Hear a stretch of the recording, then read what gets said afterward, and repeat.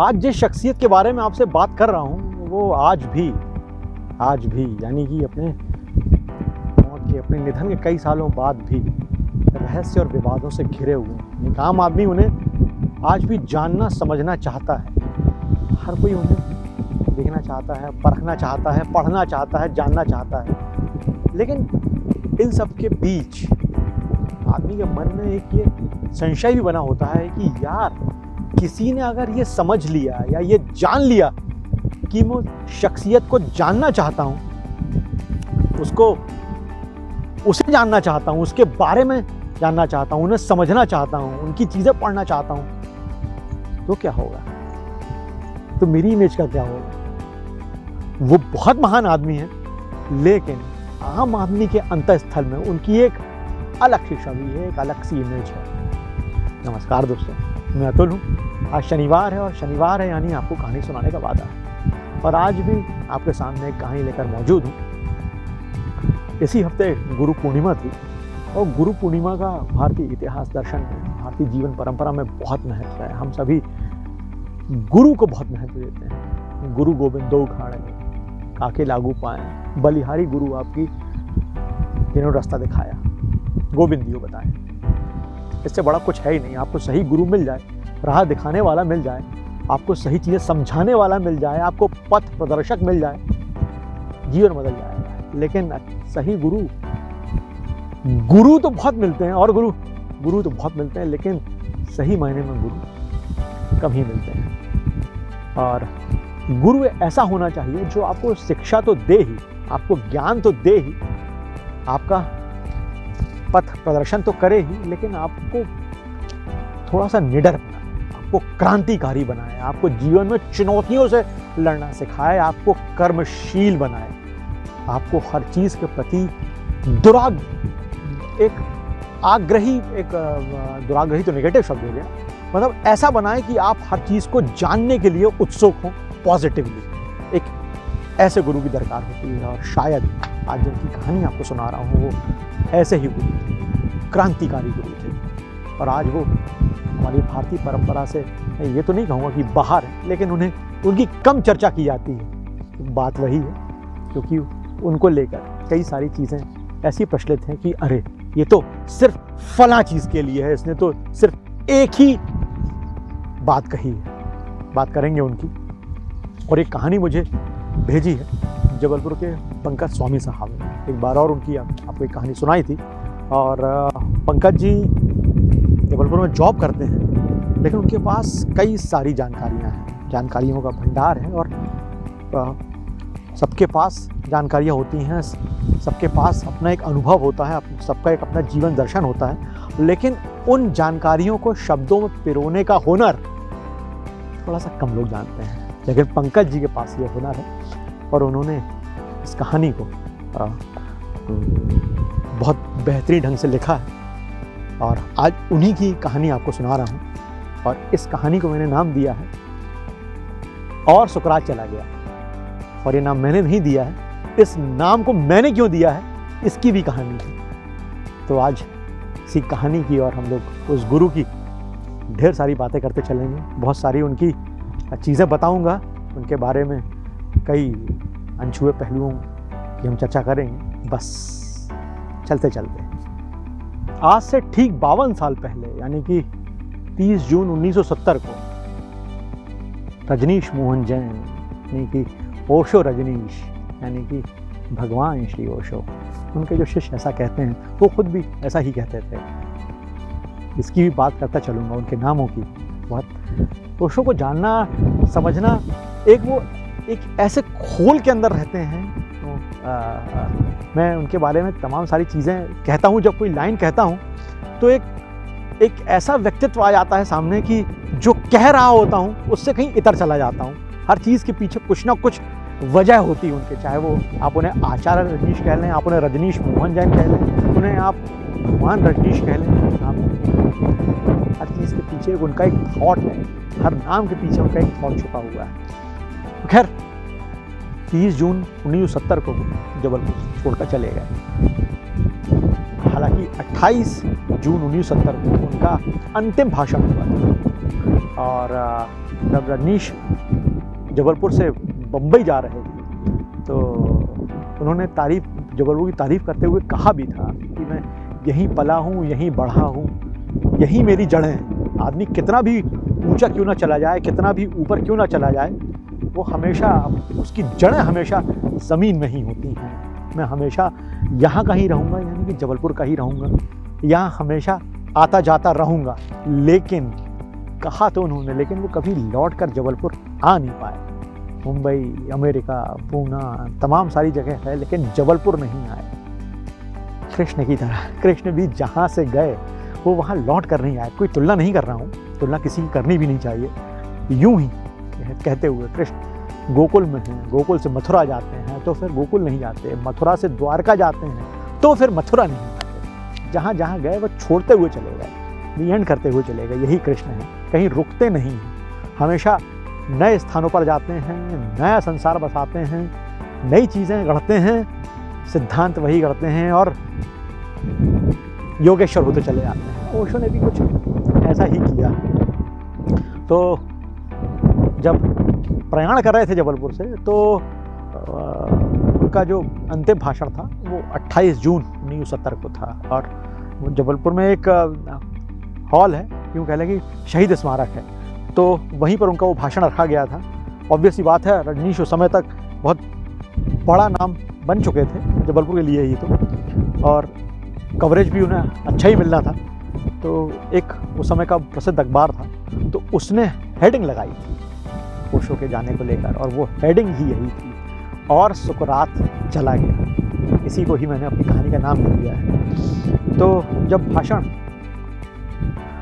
होना था सभी लोग मौजूद थे, और इस पूरे कार्यक्रम में तब जबलपुर यूनिवर्सिटी के कुलपति यानी वाइस चांसलर भी मौजूद थे। उनका नाम है डॉक्टर राजवली पांडे।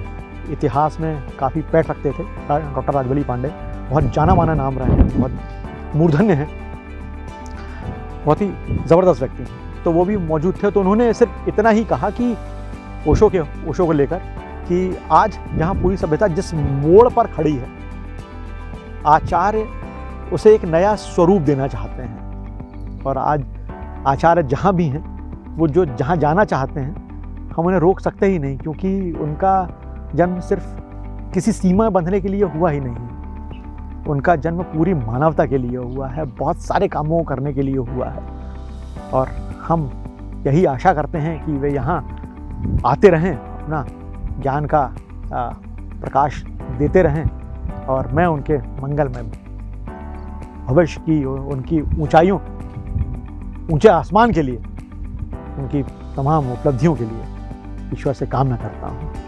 तो ऐसा ही कुछ था। बहुत ही भावुक पल था वो जबलपुर के लिए। और ओशो 30 तारीख को कूच कर जाते हैं। 1970 में मुंबई जाने से पहले, तब की बम्बई आने से पहले, ओशो सामान्य से आते हैं। तब आचार्य तक प्राप्त कर चुके थे, लेकिन अभी मान पल तक नहीं पहुंचे। तो सामान्य उनकी दिनचर्याएँ हुआ करती थी, व्याख्यान देना, पढ़ना, लोगों से मिलना जुलना। और तब तक वो जबलपुर में गढ़ा इलाका है, तो गढ़ा रोड पर ही कमला नेहरू नगर। तो वहाँ पर वो डॉक्टर हर्षे के लाल बंगले में रहा करते थे। कभी लोगों को खादी भंडार में कुछ कपड़े खरीदते मिल जाते थे, कभी किसी को लाइब्रेरी में उपदेश देते हुए मिल जाते थे, कभी सड़क पर वो चलते हुए दिख जा रहे हैं, साइकिल से चलते थे। और मैंने कुछ कहानियाँ पहले भी सुनाई हैं, और उनके जो साथ पढ़े हुए थे और बहुत करीबी मित्र थे डॉक्टर कांति कुमार जैन की किताब के हवाले से था कि ओशो आँख बंद करके साइकिल चलाते थे। कैसे कर पाते थे ये सिर्फ वही जानते हैं। लेकिन ऐसा कांति कुमार जैन साहब भी लिखते हैं कि या तो उस समय सड़कें खाली रहती थी, या लोगों को पता था कि ये आँख बंद करके साइकिल चलाता है ये आदमी। तो लोग वजह जो भी रही, कंसंट्रेशन भी हो सकता है उनका ओशो। तो ऐसा होता रहता था। जहाँ पर भी वो जाते थे वो उनके व्याख्यान शुरू हो चुके थे, और जहाँ पर भी व्याख्यान देने जाते थे तो आयोजकों की कार बुलवा लेते थे। जो भी ऑर्गेनाइजर्स होते थे या उनके जो परिचित लोग होते थे वो उनकी कारों से ही वो अपने लेक्चर्स देने या भाषण देने, जहाँ पर भी उनका आयोजन होता था, वहाँ जाया करते थे। 70 के दशक आते आते ही जबलपुर में रहते हुए ही उनके बम्बई फिल्म इंडस्ट्री से ही संपर्क काफ़ी बन गए थे। और इसी दौरान जबलपुर में भी एक म्यूज़िकल नाइट का आयोजन हुआ था और इसमें महेंद्र कपूर साहब आए थे। महेंद्र कपूर साहब का जो कार्यक्रम था वो राइट टाउन स्टेडियम है, राइट टाउन इलाका है, तो राइट टाउन में स्टेडियम ही है, उसको राइट टाउन स्टेडियम ही कहा जाता है। तो वहाँ पर उनका कार्यक्रम था। तो आज भी जो उस कार्यक्रम में गए थे उनके हवाले से मैं आपको ये बता रहा हूँ, पंकज जी ने भी यही लिखा है कि सब कुछ ठीक चल रहा था, बढ़िया गाने वाने हो रहे थे, महेंद्र साहब गा रहे थे, अचानक एक गाना हुआ, एक तारा बोले तुन तुन, क्या बोले ये तुमसे तुन तुन तुन। तो जैसे ये गाना हुआ तो अचानक से कुछ बमचक मची मच गई, कुछ कुर्सियाँ चलने लगी। जबलपुर में स्वभाव भी है, छोटी छोटी बात लड़ाई हो जाती है। लड़के आज भी, मतलब कुछ लोगों का ऐसा कहना है कि भैया गुंडे नहीं जाती यहाँ से, सच भी है। हम लोग बहुत जल्दी, मैं भी जबलपुरिया ही हूँ, थोड़ा सा सब ठीक होता है, लेकिन कब बमक जाऊँ ये पता नहीं होता, और ये अच्छा नहीं होता है इस तरह से शॉर्ट टेम्पर होना। लेकिन हाँ, या तो कुछ नहीं करेंगे, और करेंगे तो फिर ऐसा करेंगे कि कोहराम कर देंगे, ये वहाँ का स्टाइल है। तो कुछ हो रहा होगा, लड़के बमक गए, भारी उत्पात हुआ, और इतना हुआ कि संभला नहीं संभल रहा था। और इन सबके बीच ओशो को शांत करने आना पड़ा। बड़ी बात यह है कि जो लोग उनके प्रवचनों में, उनके लेक्चर्स में, उनके भाषणों में एकदम पिन ड्रॉप साइलेंस, सांस थामे हुए उन्हें सुनते थे, समझते थे, वो लोग ओशो की बात सुनकर भी इस कार्यक्रम में शांत नहीं हुए। ये बड़ी बात है। जबलपुर की जो तासीर है कि बोले नहीं बॉस, तुम वहाँ ठीक हो, वहाँ तुम बहुत इंटेलेक्चुअल हो, आज नहीं, आज हमको अपनी कर लेने दो। तो ऐसा भी हुआ। तो बहुत सारे उनके ऐसे वाक़े हैं, आपको बस लेता चलूँगा धीरे। आचार्य रजनीश समय तो आचार्य ही हैं, और जबलपुर में नाम हो चुका है उनका। और पचपेड़ी में अभी भी कॉलेज है, महाकौशल कॉलेज, वहाँ वो पढ़ाने लगे थे, प्रोफेसर थे। और अब उनके लेक्चर्स भी शुरू हो गए थे, वो बाहर भी व्याख्यान देते थे, लोग उन्हें सुनना चाहते थे। तो शहीद स्मारक में उनके शहर के बीचों बीच, जैसे बता चुका हूँ आपको कि एक शहीद स्मारक है, अभी भी है, गोल बाज़ार इलाका है। तो वहीं पर उनके हफ्ते में 2 बार उनके भाषण होने लगे थे। और उनके कज़न थे अरविंद जी। तो अरविंद जी एक जन जागृति के, जीवन जागृति केंद्र के एक संस्था थी, उससे जुड़े हुए थे। और इसी के सानिध्य में ही एक श्रीनाथ की तलैया इलाका है जबलपुर में, तो वहाँ भी उनके लेक्चर होते थे मंगलवार को हिंदी में। अंग्रेज़ी में भी ओशो का भाषण होता था, और वो होता था सिविल लाइंस में एक लेनर्ड थियोलॉजिकल कॉलेज है, वहाँ पर ओशो के अंग्रेज़ी में भाषण हुआ करते थे। मतलब बाइलिंगुअल है। वो दौर ही क्या रहा होगा। 70 में वो आदमी छोड़ चुका था जबलपुर, और उसके पहले वो पूरी तरह से एक छोटे से शहर को चमत्कृत किए हुए थे। और जब कोई आदमी ऊंचा उठता जाता है तो वो किसी इलाके का, किसी क्षेत्र का नहीं होता, वो सर्वव्यापी हो जाता है। और ऐसे ही ओशो हो चुके थे, रह रहे थे जबलपुर में, ख्याति सब जगह फैल चुकी थी, सिर्फ उन्हें जाना बाकी रह गया था, और उन्होंने किया भी वही। ओशो के कुछ ज़बरदस्त किस्म के भाषण हुए थे बीच में, और वो थे प्रेम और विवाह, गांधी पर एक बार फिर पुनर्विचार, और कार्ल मार्क्स और बुद्ध। ये भाषण जितने गजब के थे, ये थोड़े विवादित भी हुए थे। क्यों? क्योंकि ओशो निडर और बेखौफ थे, वो तुलनाएं गजब की किया करते थे। तार्किक रूप से उस आदमी का आज भी कोई सानी नहीं है, और गजब के तर्क, और जो जोड़ने की कला है उनकी, चीज़ों को लेते हुए जाना और तथ्यों के साथ किसी चीज़ को सही साबित कर देना, इस कला में उनका कोई सानी नहीं था। और यही जो निडरता है उनकी, यही जो सामंजस्य बिठाने की कला है उनकी, जो समझाने की कला थी, आंख बंद करके, वो उन्हें कहाँ का कहाँ ले गई। वो आचार्य वो रजनीश से भगवान श्री ओशो होते चले गए। सबसे बड़ी बात एक थी कि ओशो का अनुयायीवाद में बिल्कुल विश्वास नहीं था, वो अपने डिसाइपल्स बिल्कुल नहीं चाहते थे। हाँ, ये बात और है कि आज उनके दुनिया भर में लाखों अनुयायी हैं, लाखों डिसाइपल्स हैं, लोग उन्हें फॉलो करते हैं। आज भी कई जगह उनके लेख आते हैं। मेरा एक दोस्त मेरे साथ पढ़ा हुआ प्रमोद त्रिपाठी नाम है उसका, और वो खुद भी ओशो का अनुयायी हो चुका है, नाम लेने में अनुयायी नहीं, और बाकायदा उनसे जुड़ा हुआ है, वैसा ही परिधान पहनता है, वैसा ही सब कुछ है।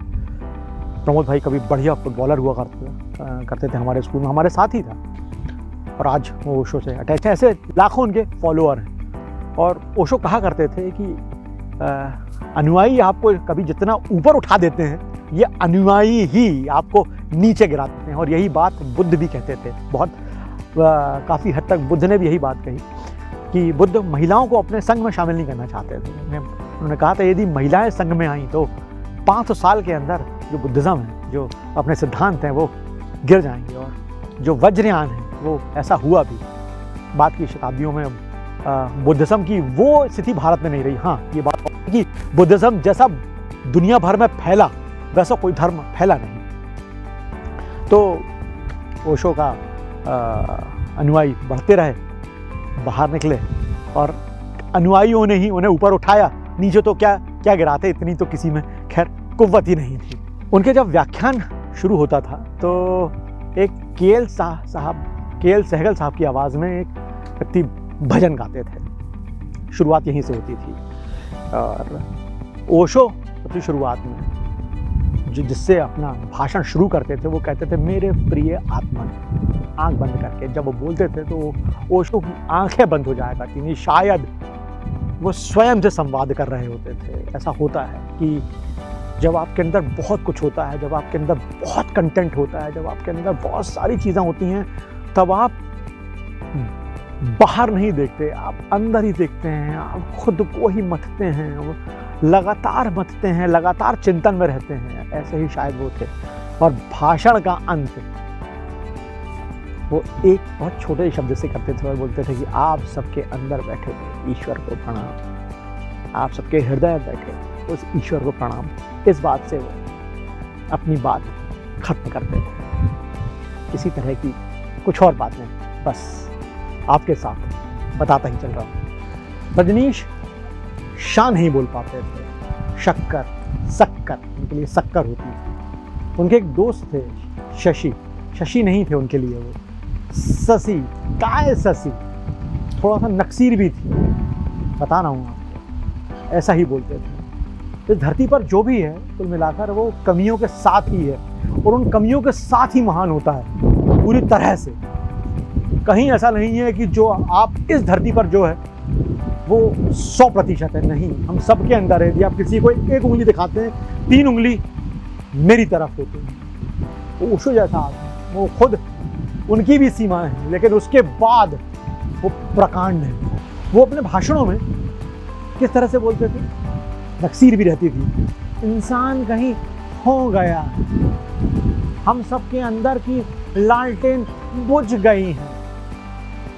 इसके 100 कारण हैं, लेकिन सबसे मुख्य कारण ये है। इस तरह से वो बोला करते थे। बोलते समय उनकी आंखें बंद हो जाया करती थी। ऐसा लगता था कि कहीं शून्य में चले गए हैं। बारिश हो रही है और मैं जहाँ हूँ वो एक फार्म हाउस तरीका है, और हमने कहीं पर शेल्टर लिया हुआ है, और माहौल एकदम उसकी आपको बता नहीं सकता। एक फार्म हाउस है तो समझ लीजिए गाय भी हैं, कुछ पक्षी भी पले हुए हैं, उनकी आवाज़ें भी आ रही हैं, बारिश की आवाज़ है, और कहानी ओशो की। उत्साह का मेरे कोई ठिकाना नहीं है। तो ऐसे ही हैं रजनीश।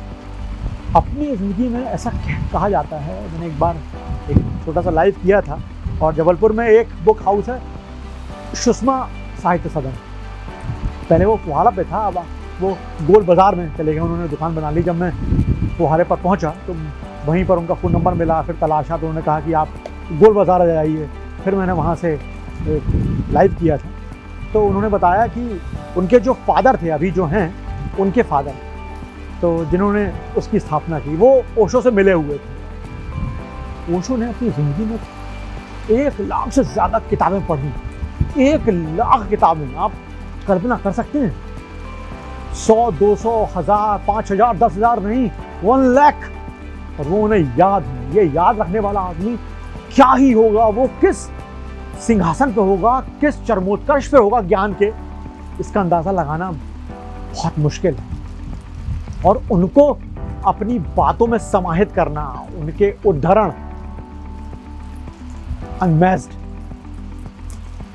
प्लेटो, अरस्तु, कन्फ्यूशियस, बर्ट्रैंड रसेल, बुद्ध, न जाने कितनों को ही उन्होंने पढ़ रखा था, शंकर, न जाने कितनों को उन्होंने आत्मसात कर लिया था, चाहे भारतीय दार्शनिक हो चाहे पाश्चात्य दार्शनिक हो, उनसे बचकर कोई नहीं निकल पाया। उनकी जो शैली थी वो गजब की शैली थी।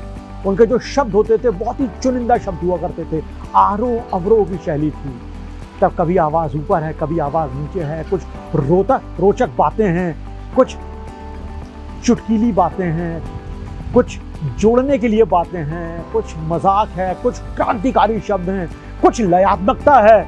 इससे वो एक पूरे समय को बांधे रहते थे। वो अद्भुत थे।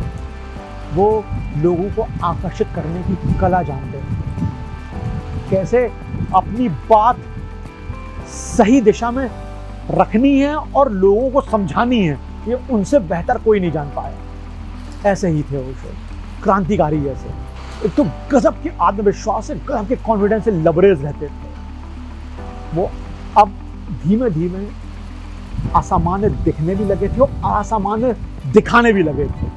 कुछ विशिष्टता सी उनमें दिखने लगी थी। जो कुछ सामान्य से हटकर था, जो कुछ भी लीक से हटकर था, वो उन्हें प्रिय होने लगा था। और वो एक बात कई बार कहते थे कि लोग मुझे आसानी से समझ नहीं पाएंगे क्योंकि मैं 25वीं शताब्दी का हूँ। क्या मतलब, आप थॉट देखिए कि जिसे करना होता है, आप बुराई करते रहो, आप मेरी निंदा करते रहो, वो तो पूरी दुनिया ही पड़ी है, आज भी कर रही है, लेकिन वो आदमी यहां पर है। तो इससे उनका थॉट लेवल, इससे उनकी थॉट प्रोसेस पता चलती है।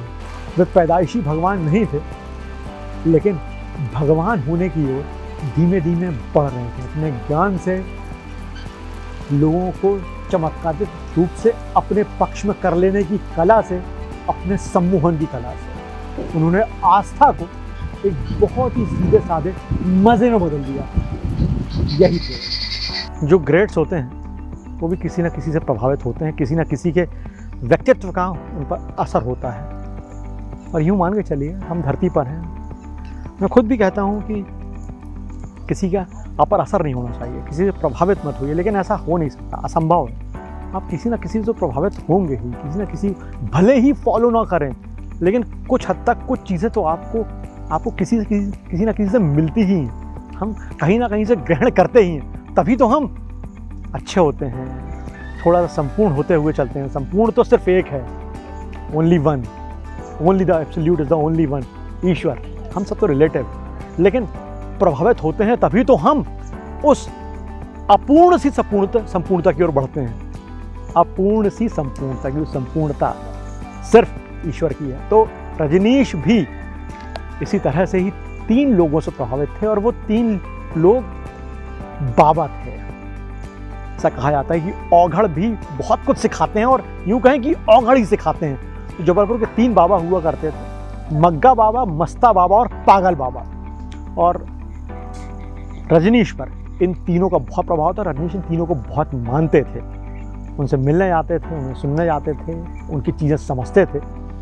मग्गा बाबा बहुत अल्लड़ थे, तीनों ही वैसे ही अल्लड़ थे, लेकिन मग्गा बाबा एकदम थोड़े से काले थे, तो कुरूप थे, एकदम डार्क कलर था उनका।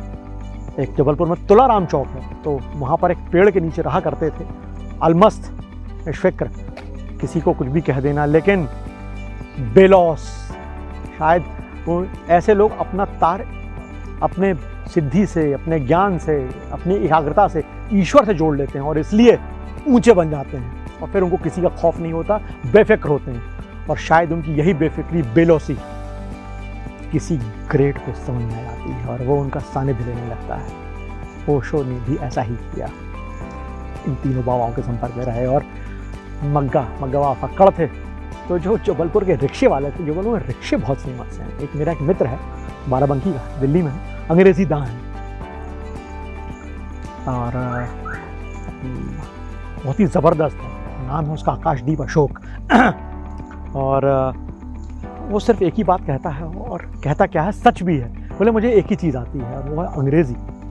मैं जो कुछ भी हूँ अंग्रेज़ी की बदौलत ही हूँ, और उसे सच है, उसे कमाल की इंग्लिश है, कमाल की, मतलब अल्टीमेट इंग्लिश है। तो वो एक बार जबलपुर आया था, तो उसने कहा कि यार तुम्हारे शहर में रिक्शे नहीं होते हैं, रथ होते हैं। सच है, जैसे जबलपुर में रिक्शे होते हैं वैसे मैंने कहीं देखे नहीं।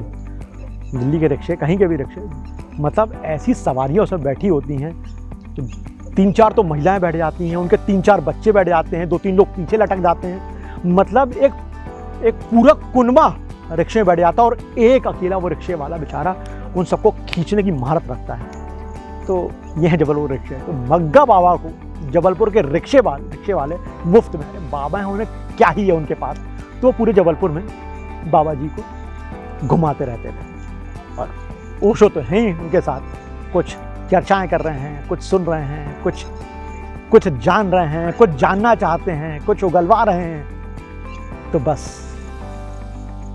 इन पर भी, इनका भी ओशो पर प्रभाव पड़ता रहा, और ओशो अपनी मंजिल की तरफ बढ़ते रहे। ओशो बोलते समय लंबे लंबे पॉज लिया करते थे, शायद पता नहीं अंदर क्या सोच रहे हों, क्या निकालने वाले हों अंदर के अपने उस खजाने से, इसलिए ठहराव होता था। और लोग भी ऐसे सम्मोहित कि उन्हें एक तक देख रहे हैं कि अब न जाने क्या बोलने वाले हैं, और बस यही सम्मोहन लोगों को बांधे रखता था।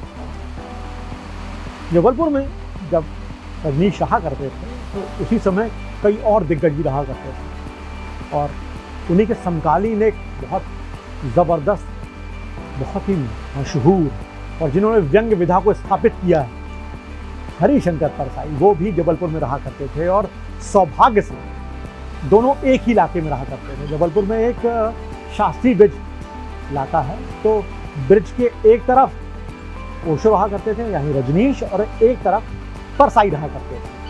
गजब। कभी जबलपुर को संस्कारधानी कहा जाता था, आज भी लोग संस्कारधानी कहते हैं कि संस्कारधानी है, बहुत दिग्गज निकले हैं वहाँ से, महेश योगी निकले हैं, बहुत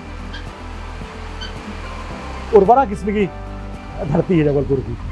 तो ओशो तो हैं ही, वो खुद भी इस बात को कहते हैं। तो एक बार ओशो ने परसाई जी का जिक्र करते हुए कहा था अपने भाषण में, और उनकी तारीफ करते हुए कहा था कि जबलपुर के बहुत मशहूर व्यंग्यकार हैं, बहुत मूर्धन व्यंग्यकार हैं। उन्होंने अपने लेख में, उन्होंने अपने एक व्यंग्य में, उन्होंने अपने एक आर्टिकल में मुझे दुनिया का सबसे बड़ा फ्रॉड बताया है, मुझे उन फ्रॉड की सूची में नंबर 1 पर रखा है। बोले मुझे बहुत खुशी हुई ये सुन के कि उन्होंने मुझे नंबर 1 पर रखा है। यदि नंबर 2 या नंबर 3 पर रखते तो मुझे ये नागवार गुजरता, ये मेरे लिए अच्छा नहीं होता, मैं सबसे बड़ा फ्रॉड हूँ, ये सच है। परसाई जी ने यह भी लिखा कि दुनिया में 3 ही फ्रॉड हैं, एक हैं ओशो रजनीश, दूसरे महेश योगी को आप सभी जानते ही हैं, और तीसरा मैं खुद। तो इस तरह से दोनों मिलते भी थे, मतलब परसाई जी और ओशो आपस में मिलते भी थे, दोनों के बीच बहुत ज़बरदस्त वार्तालाप होता भी था। मत भिन्नता हो सकती है, मतभेद थे, हो सकते हैं, रहे होंगे, होने भी चाहिए, मनभेद नहीं था। दिग्गजों की, ग्रेट्स की यही खासियत होती है। ओशो 1959 यानी 1959 से 61 तक भालदारपुरा में रहे। 6 महीने वो देवताल इलाका है तो वहाँ पर गुप्तेश्वर में रहे। उसके बाद 61 से लेके 69 तक ओशो ने कई बार घर बदले। 1959 से लेके 61 तक 2 साल वो एक भालदारपुरा इलाका है वहाँ रहे। 6 महीने वो एक देवताल इलाका है, देवताल है जबलपुर में, तो वहाँ पर गुप्तेश्वर इलाके में रहे। 61 से लेके 68 तक ओशो जबलपुर में कई इलाकों में रहे, अलग अलग इलाकों में रहे, घूमते फिरते रहे। कुल मिला के कोई जगह रास नहीं आई, जरा सा जहाँ कहीं कुछ हुआ और शांति से वो घर को छोड़ दिया। ओशो है। 1959 से लेकर 61 तक 1959 to 61 2 साल वो भालदारपुरा में रहते हैं। 6 महीने वो देवताल में, गुप्तेश्वर इलाका है, देवताल के पास ही गुप्तेश्वर, तो वहाँ रहते हैं। 61 से लेके 68 तक 61 to 68 वो नेपियर टाउन में देवकी नंदन जी के मकान में रहे। और उसके बाद वो गड़ा रोड पर जो कमला नेहरू नगर है वहाँ पर वो देवकी नंदन जी के बंगले के बगल वाले एक लाल बंगले में रहने आ जाते हैं। जो बड़ा आदमी होता है वो एक जगह टिका नहीं रह पाता, उसे टिकना पसंद नहीं होता, उसे तो घूमना और अपने मन का पसंद होता है। ओशो भी ऐसे ही थे। जबलपुर में कई मकानों में किराए से रहे, कई जगहों पर रहे। 1959 से लेके 61 तक वो भालदारपुरा में रहते हैं। 6 महीने वो देवताल एक जगह है, देवताल ही है, वो तालाब भी है, वहीं पर गुप्तेश्वर इलाका है, तो उस इलाके में रहे। 61 से लेके 68 तक वो नेपियर टाउन में एक देवकी नंदन जी का घर था, वहाँ पर किराए से रहते हैं। और इसके बाद वो गढ़ा रोड पर, हमने चर्चा भी की थी, गढ़ा रोड पर एक कमला नेहरू नगर है, वहाँ पर डॉक्टर हर्षे के बंगला था, वहाँ पर उसके बगल में एक लाल बंगला था, तो वहाँ पर वो शिफ्ट हो जाते हैं। तो ऐसे ओशो घूमते रहे, प्रवचन देते रहे, आचार्य से ओशो और ओशो से भगवान बनने की लगातार सीढ़ियाँ चढ़ते रहे और अपनी बातें, अपना दर्शन, अपने थॉट्स से चमत्कृत करते थे। रजनीश जीवन जागृति केंद्र से जुड़े हुए थे, तो लोग बात ही कर चुके हैं। और यहाँ पर रजनीश से काफ़ी सारे लोग जुड़े हुए थे और वो उन्हें बहुत शिद्दत से मानते थे। उनमें से भाई मेडी वाला थे, अरुण जक्सी थे, भीकम चंद जैन थे, डॉक्टर बिजलानी थे, दत्ता एडवोकेट थे, कुछ नाम हो सकता भूल जाऊँ तो माफ़ कर दीजिएगा, क्योंकि बहुत मेहनत करके पंकज जी ने जुटाए हैं वो नाम। ये सारे लोग 2-2 रुपये इकट्ठा करते थे, और 2-2 रुपये इकट्ठा इसलिए करते थे ताकि शहीद स्मारक या किसी अन्य जगह रजनीश के व्याख्यान कराए जा सकें, उनके भाषण कराए जा सकें।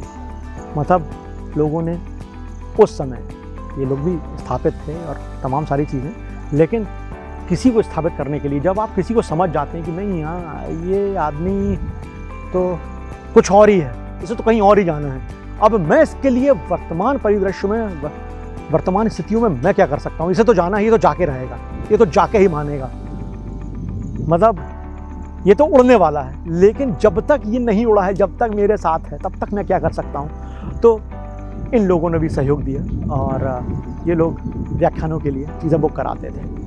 जीवन जागृति केंद्र के लिए रजनीश ने एक पत्रिका भी निकाली थी, उस पत्रिका का नाम था युक्रांत, और युक्रांत का जो संपादन था, जो उसके एडिटर थे, वो उनके चचेरे भाई ही थे। और इस युक्रांत पत्रिका का संपादन रजनीश के फुफेरे भाई अरविंद किया करते थे। रजनीश ने अखबारों में भी काम किया, जबलपुर में वो मतलब कुछ समय बच जाता था उनके पास, तो कि चलो कुछ कर लेते हैं, तो उन्होंने 2 अखबारों में सब एडिटर के रूप में भी काम किया।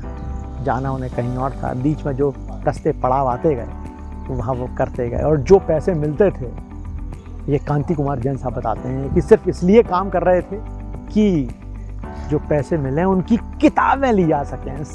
पैसे मिले और सुषमा साहित्य सदन पहुँचे, ये नहीं पढ़ा ये दे दो, ये नहीं पढ़ा ये दे दो, सब का सब पढ़ने में खर्च कर दिया। बस ऐसे ही थे रजनीश, और बस ऐसी ही थी आज की कहानी। दोस्तों, ये दुनिया सामान्य से लोगों को संभालना तो जानती है, सामान्य ज़िंदगी जीने वाले, आसान सजीवन दर्शन रखने वाले, रोज़ कमाने खाने वाले और रोज़ की उलझनों में फंसे रहने वाले, यही तो सामान्य लोग होते हैं। इनको संभालने का हुनर दुनिया को आता है। ये लोग भी दुनिया में मिले रहते हैं, दुनिया भी इनको अपने में मिलाए रखती है। लेकिन जो कुछ असामान्य से होते हैं, जो ऊर्जा का भंडार लिए हुए होते हैं, जो कुछ करने का मादा लिए हुए होते हैं, उसे संभालना दुनिया के बूते के बाहर की बात होती है, भी सच है। और ऐसा हो भी क्यों ना, बात बहुत सीधी सी है कि सामान्य से कायदे जो होते हैं कि भैया यहाँ से दफ्तर चले आना, वहाँ काम करना, फिर सब्जी लेना, फिर घर आ जाना, ये चीज़ें कर लेना, ये ले लेना, दवाई ले लेना, उनको दिखाना, इनको दिखाना। ठीक है, इसमें मेहनत लगती है, इसमें भी मादा लगता है, गृहस्थ होना भी आसान नहीं है, लेकिन होता ये सब सामान्य की कैटेगरी में। जो असामान्य होना वो क्रांतिकारिता की कैटेगरी में आता है, और क्रांतिकारिता तो आसान नहीं होती। जो चल रहा है उसके इतर कुछ करना, उसके इतर कुछ सोचना, उसके इतर कुछ जाना, लोग तो आपको पागल कहेंगे ही, वो आसान नहीं होता। ये खतरनाक होता है, और वही जो खतरनाक होता है वही आपको उस ऊंचाई पे ले जाता है। और ऊंचाई पर ले भी क्यों ना जाए, जिस आदमी ने 1 लाख किताबें पढ़ी हों, जिसको उनके हर्फ याद हों, उनके पन्ने याद हों, यार वो सामान्य कैसे होगा, वो असामान्य ही होगा। उसका दर्शन कैसे आपको रास नहीं आएगा, उसका दर्शन क्यों आपको अपने लपेटे में नहीं ले लेगा, वो आपको बरबस अपनी ओर क्यों नहीं खींचेगा हमेशा। कंटेंट है उसमें, ताकत है उसमें। अगर आप कुछ पाना चाहते हैं, कुछ करना चाहते हैं, तो कुछ होना चाहते हैं, तो यकीन मानिए उसी क्रांतिकारिता की तरफ बढ़िए। अपने कामों में, अपने भावों में, अपने जीवन में, अपनी तमाम सारी चीजों में उस क्रांतिकारिता को रखिए और क्रांतिकारिता को अपनाइए। और अहम ब्रह्मास्मि का उद्घोष ये आपको कालजयी और महान बना देगा। लेकिन ये उद्घोष इतना आसान होता नहीं है। अहम ब्रह्मास्मि कहना, ओशो यही कहा करते थे कि मैं ही ब्रह्म हूँ, क्यों नहीं कहें। इतना कुछ है अंदर कि स्वयं वो उद्घोष अपने आप जागृत हो जाता है। लेकिन ये अहम ब्रह्मास्मि आसानी से आता नहीं है, इसको बोलना इतना आसान होता नहीं है। ज़्यादा ज्ञानवाणी हो गई हो तो माफ़ी चाहता हूँ। अगले शनिवार शाम 6 बजे फिर एक नई कहानी लेकर आऊँगा। तब तक स्वस्थ रहिए, खुश रहिए, अपनों के साथ रहिए और सुनते रहिए मुझे यानी अतुल को। हमारी कहानियाँ अच्छी लगती हों तो हमारा न्यूज़ चैनल भी सब्सक्राइब कीजिएगा और अपनों से भी करवाइएगा। जय हिंद।